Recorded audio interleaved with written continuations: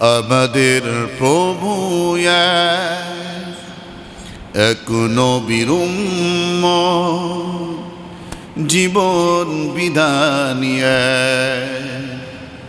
ওই শিবানী কুরআন। আমাদের প্রভু এক নবীর উম্মত, জীবন বিধানিয়া ওই শিবানী কুরআন। তবু কেন এখনো হে মুসলমান এক হও করি আহ্বান। তবু কেন এখনো হে মুসলমান এক হও করি আহ্বান। বাইতুল্লাহ মদিনা শরীফ উহুদ পাহাড়িয়া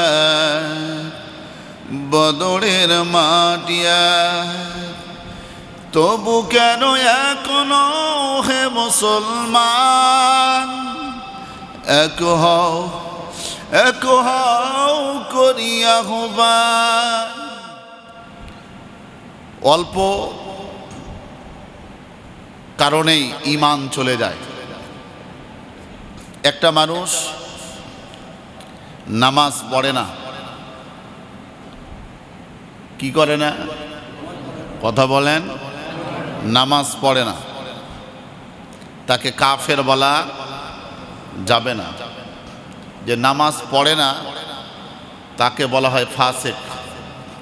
আর নামাজ যে ছেড়ে দেয়, অস্বীকার করে যে নামাজ না পড়লে কি হবে, তাহলে সে কাফের হয়ে যায়।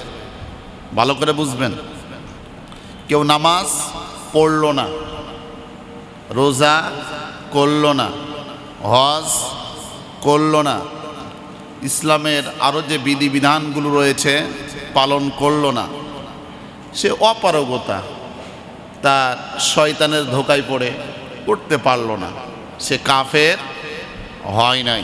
ভালো করে বুঝবেন, খুব গুরুত্বপূর্ণ কথা।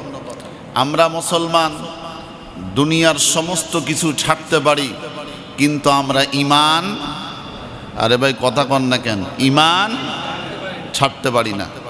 অর্থ সম্পদ সব কিছু আমরা ছুঁড়ে ফেলতে পারি, লাথি মারতে পারি, কিন্তু আমরা ঈমানকে নিজের রক্তের বিনিময়ে, রক্ত দেওয়ার মাধ্যমে আমাদের ঈমানটাকে টিকায় রাখতে চাই। ঠিক না বেঠিক?